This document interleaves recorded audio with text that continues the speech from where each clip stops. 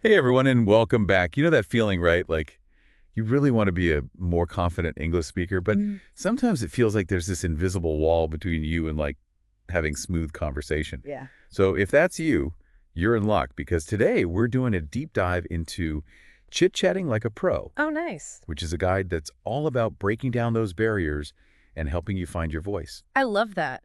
And what I find really cool about this guide is it doesn't just focus on the technical stuff, like grammar or vocabulary. It actually dives into the psychology of what makes a great conversation. Yeah. What makes people connect and laugh and feel at ease. And it starts by tackling something we all dread, Oh, yeah. awkward silence. Oh, tell me about it. I don't know about you, but sometimes I feel like I would rather perform open heart surgery than endure those excruciating moments of quiet. It is like a universal fear, isn't it? It is. And the guide uses this brilliant analogy of What? standing on a diving board unsure of what's below the surface. Right. And it's that uncertainty, that worry about saying the wrong thing that makes silence feel so uncomfortable. Totally, I get that. Yeah. But the guide also points out something that's kind of counterintuitive. Okay. It says that trying to avoid silence can actually make things worse. Yeah, when we panic and just blurt out whatever comes to mind, Right. we're more likely to trip over our words or say something we regret. Oh, totally. It's like trying to run away from an imaginary monster and then you trip over your own feet. Oh my gosh. You make it worse. So if rushing to fill the void backfires, Yeah. what's the solution? How do we actually get comfortable with those pauses in conversation? Well, the guide has a surprisingly effective antidote. Okay. Humor. Oh, okay. So imagine the absolute worst case scenario, right? Okay. But make it ridiculously funny. Mm-hmm. Picture yourself accidentally switching suitcases with a mime Oh, no. and having to explain your collection of rubber chickens at customs. Oh my gosh. Okay. I'm already laughing. Right. It's like, Just picturing it. you take the pressure off and you can approach the situation with a lighter heart. Yeah. And even if you do make a mistake, Right. a little self-deprecating humor can turn it into a bonding moment. Totally. Yeah. So we've tackled the awkward silence. We did it. Now, how do we kickstart a conversation in a way that sparks a genuine connection? Yeah. This is where the guide section on icebreakers comes in. And let me tell you, these are not your average. No. What's your favorite color? You have questions.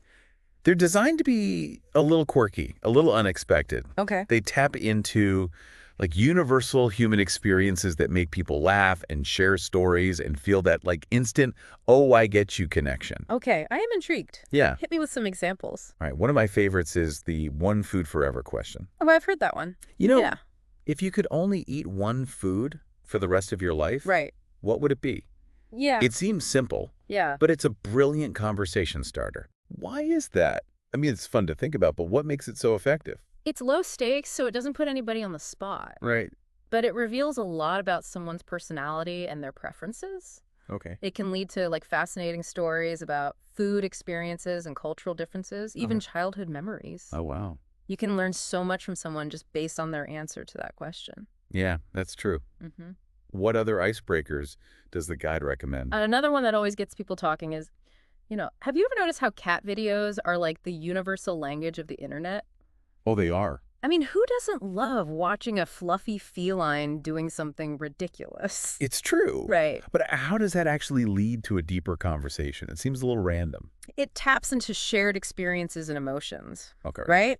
It's lighthearted, it's relatable, and it acknowledges something that we all secretly know. Yeah. That sometimes the internet is just a black hole of adorable animal antics. It's true. It is. Right. So it's a way to break down barriers and create a sense of camaraderie. I like it. Okay, give me one more. Okay. The most out there icebreaker you can think of. All right. How about this? If you were a celebrity and could only wear one outfit for a whole year, Okay. what would you choose? Oh my goodness. Full glam or pajama chic?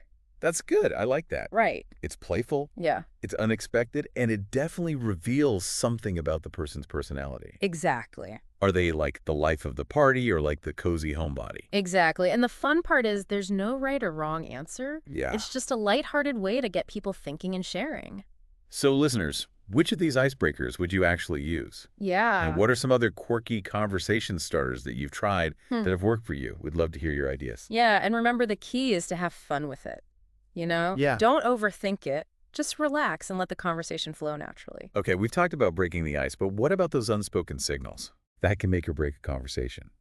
Let's talk about the power of body language. Yeah, the guide points out something that we often overlook. Okay. That how we carry ourselves, our facial expressions, even the way we gesture, can be just as important as the words we use. Yeah, it's like that classic sitcom scenario where someone waves enthusiastically, Oh, yeah. only to realize the person they were waving at was actually waving to someone behind them. Oh, the worst. Cringeworthy, but we've all been there. Oh, yeah.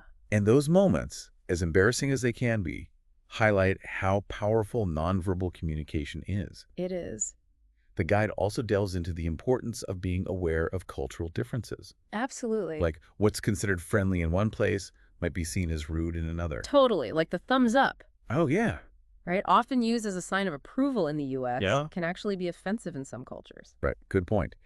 And it reminds us that effective communication isn't just about knowing the right words. No. It's about understanding the context and being sensitive to the other person's perspective. It's all about that nuance. Yeah. Now, the guide also mentions that good posture and open gestures can actually boost your confidence. They can? Can you elaborate on that? Absolutely. So while faking it can help in the short term, Right. the guide emphasizes that your body language can actually influence your mindset. Okay. When you stand tall, make eye contact, and use open gestures, Uh-huh. you not only project confidence, but you start to feel more confident internally. Interesting. So it's like a two-way street.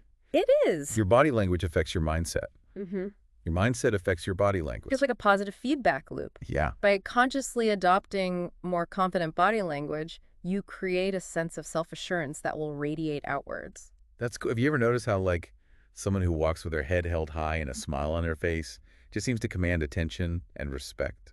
Totally. It's such a presence. Yeah. And I think we often underestimate the impact of our physical presence. We do. It's a powerful tool that can be used to enhance our communication and boost our confidence, for sure. Now let's talk about something that can be a major confidence killer, especially for language learners. Yeah.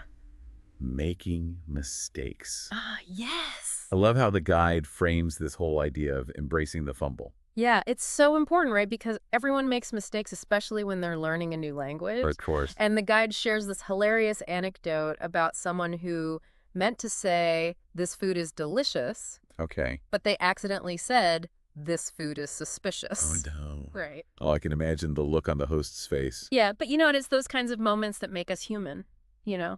make us relatable. Right. And the key takeaway is What's that? those fumbles aren't a sign that you're bad at English. Yeah. They're a sign that you're trying, Mhm. which is the most important thing. I love that perspective shift. Right. It's not about being perfect. It's about being comfortable enough to express yourself, Yeah. even if you stumble a bit along the way. And those stumbles often lead to the best stories and the most genuine connections. All right, let's shift gears and talk about the unsung hero of any great conversation, Okay. listening. Yes. I think we often get so caught up in what we're going to say next Yes. that we forget to actually pay attention to the other person. You're so right. And the guide really emphasizes the power of active listening. Oh? Using techniques like asking follow-up questions and Oh. summarizing what the other person has said to show that you're engaged. Yeah, I think we've all been on the other side of that where you're talking and you can tell the other person is just a million miles away. Totally. I once had a conversation Yeah.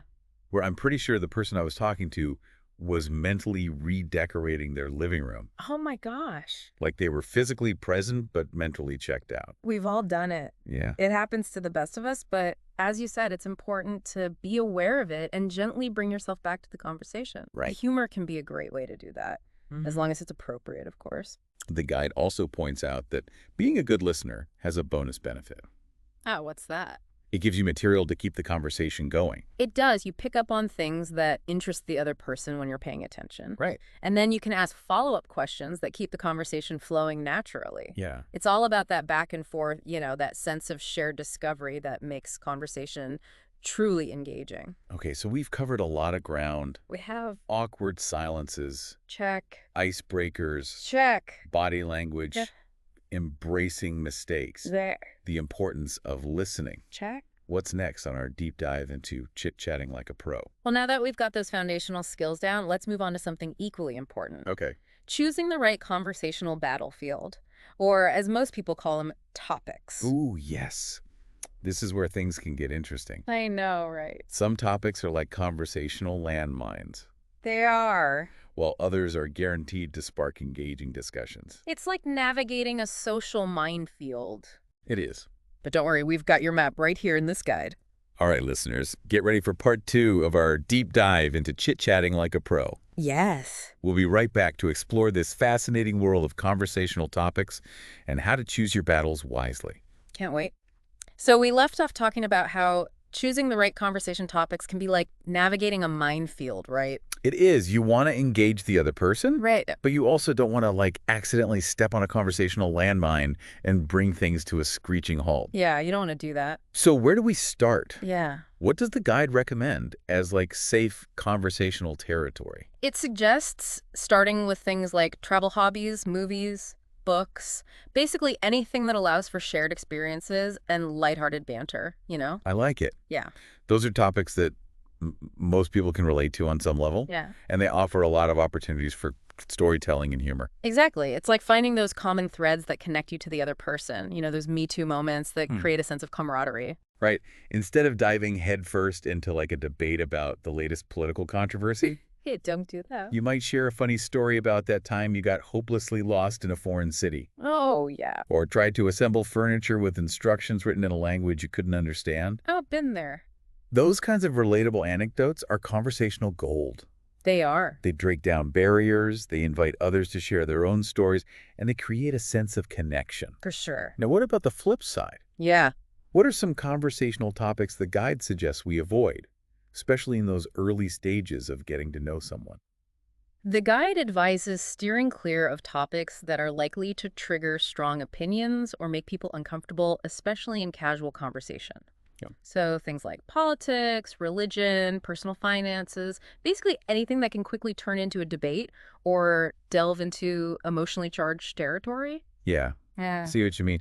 Those topics can be fascinating to discuss, with close friends or in more formal settings. But they might not be the best choice when you're trying to, build rapport with someone you've just met. Exactly. It's about reading the room right. It is. Remember, the goal of those early conversations isn't to convert anyone to your point of view All right. or to, delve into heavy emotional territory. Not at all. It's about connecting on a lighter level, finding that shared human experience Yeah. that makes us all feel a little less alone in this crazy A world. little less alone together. So to sum it up, Yeah. start with those safe bets. Find that common ground and let the conversation evolve organically. Exactly. And if things start to veer into that awkward territory, don't be afraid to gently steer the conversation back to safer waters. You're the captain of this conversational ship. Love that analogy. Now, once you've got a handle on the what of conversation, To what? the guide dives into the equally important how, Oh, okay. finding your own unique conversational style. Yeah. I love that, ditch the one-size-fits-all approach. Right. Embrace our individuality. Yes. The guide reminds us that some people are naturally witty, some people are more insightful, and others are masters of storytelling. Oh, yeah. All these styles are valid and engaging in their own way. It's about, recognizing and embracing your strengths right.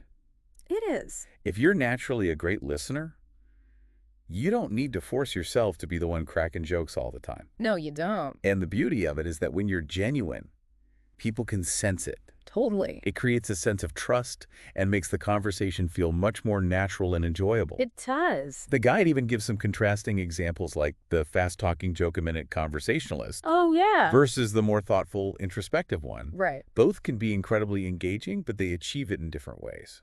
Different strokes for different folks. I like that, and I think this is especially important for those who might be a bit quieter or more reserved. Sure. Does the guide have any advice for people who might not naturally be the most talkative person in the room? Absolutely. The guide emphasizes that even if you're not the loudest voice in the room, your unique perspective and your insights are valuable. That's a good point.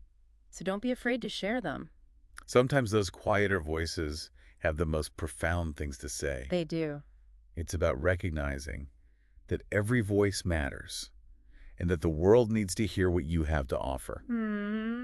Okay, so we've covered a lot of ground. We have. Conquering awkward silences, Check. breaking the ice with those quirky questions, mastering the art of body language, Check. embracing our fumbles, Yeah. becoming active listeners, Check. and now navigating the tricky terrain of conversational topics and finding our own unique voices. It's a lot. But how do we actually put all of this into practice and make it stick? Right.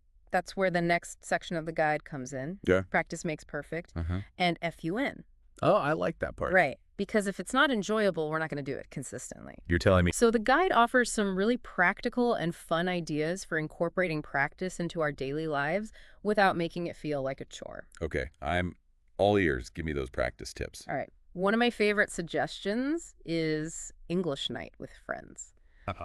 So the idea is you gather a group of friends or family members who are also learning English or who are fluent speakers, and you commit to speaking only English for an evening. So it's like creating a mini English-speaking immersion experience right in your own home. Exactly. And you can make it fun and social. Yeah. Play games, watch movies, have dinner, anything that keeps the conversation flowing. And I bet the inevitable mishaps and misunderstandings become part of the fun. They do. It's a safe space to experiment, to laugh at yourselves, and to see that making mistakes is not the end of the world. Totally. In fact, it's often how we learn best. It's like turning language learning into a game. It is. Now, I know a lot of people are turning to language learning apps these days. Sure. So the guide recommend those as well.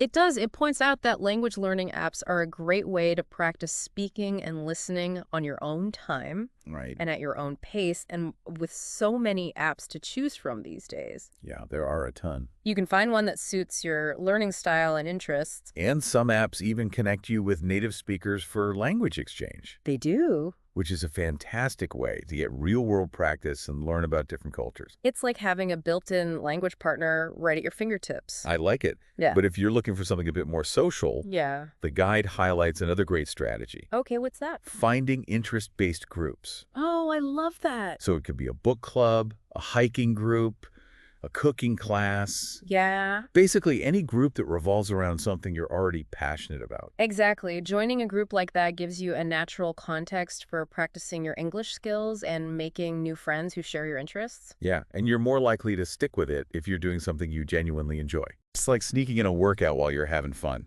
I love that analogy. So listeners, we challenge you to pick one of these practice ideas and try it this week. Yes. We'd love to hear what works for you. Mm-hmm. What have you found helpful in your English learning journey? Share your tips and experiences with us. We'd love to hear them. And on that note, let's move on to the final section of the guide, Oh. which focuses on something so important, but often overlooked, What's that? celebrating the small wins. Oh, yes.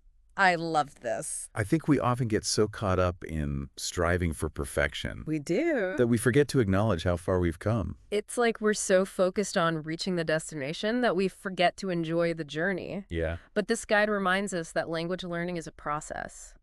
right. And every step forward, no matter how small, is a victory worth It's celebrating. like climbing a mountain. Yeah. You don't just magically appear at the summit. You have to take it one step at a time, Right. enjoying the view along the way, Mm-hmm. and acknowledging all the effort you've put in to get there.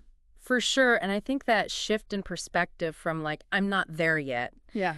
to look how far I've come can make all the difference in staying motivated and continuing to grow. The guide has some great suggestions for how to actually do that right, how to actually Yeah. make a point of celebrating those small wins. It does. One of the simplest but most effective suggestions is to keep a journal Okay. where you track your progress and document those aha moments where you feel your confidence growing. I like it. So it could be anything from successfully ordering your favorite coffee in English Mm-hmm. to having a conversation with a stranger without feeling completely terrified. Those are big wins. They are. And I think it's also a great way to boost your motivation on those days when you're feeling discouraged. Absolutely. You can look back and see how far you've come and remind yourself that you're making progress, even if it feels slow sometimes. It's like having your own personal cheerleader in your back pocket. Now, the guide also mentions the power of connecting with fellow learners. That does. Whether it's online or in person, sharing your experiences. Yes. Both the triumphs and the fumbles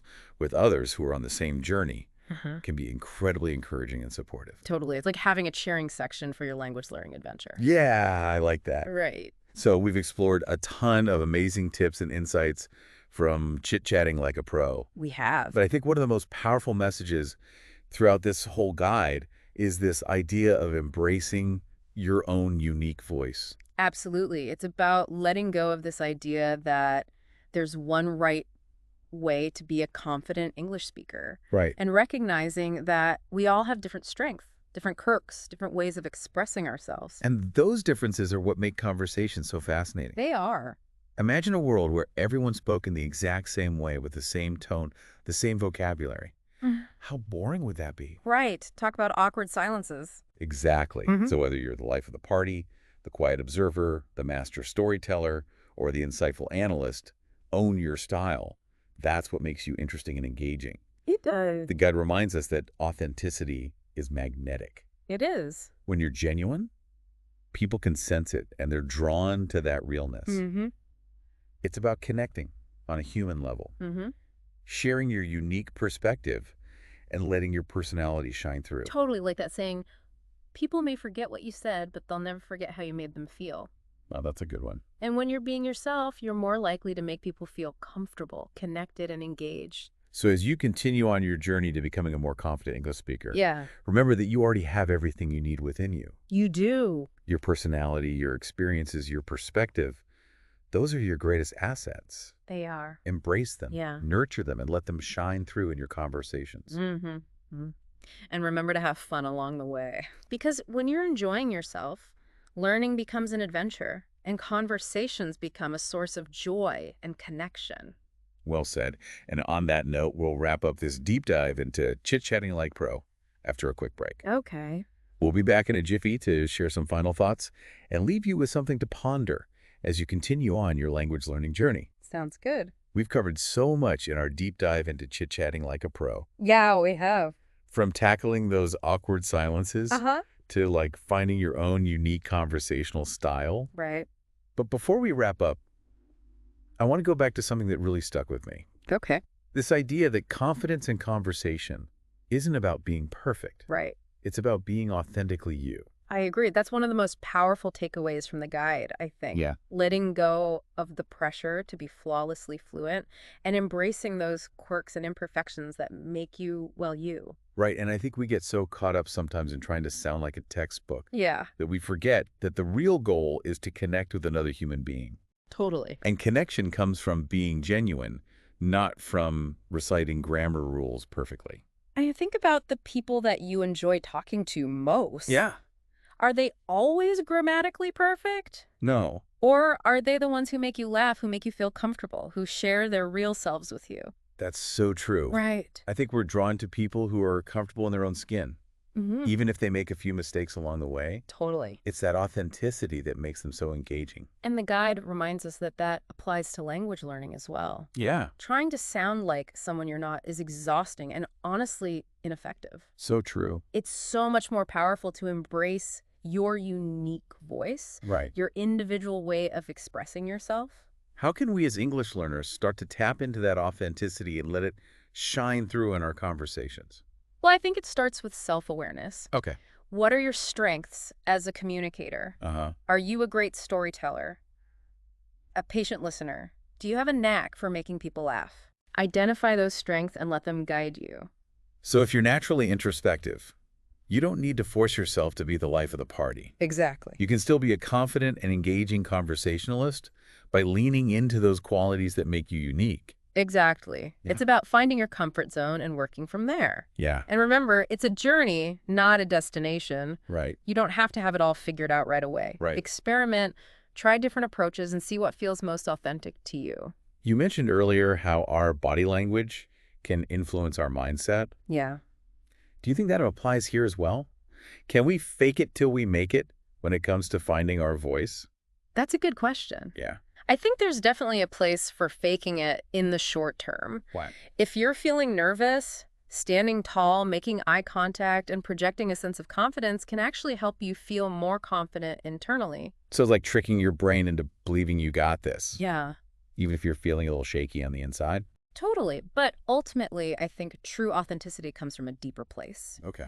It's about accepting your self-flaws and and recognizing that those imperfections are actually part of what makes you interesting and relatable. So it's not about trying to be perfect. No. It's about being comfortable with who you are Yeah, and letting that shine through in your interactions. exactly. And that comfort, that sense of ease, will make you a much more engaging and confident communicator than any amount of forced fluency ever could.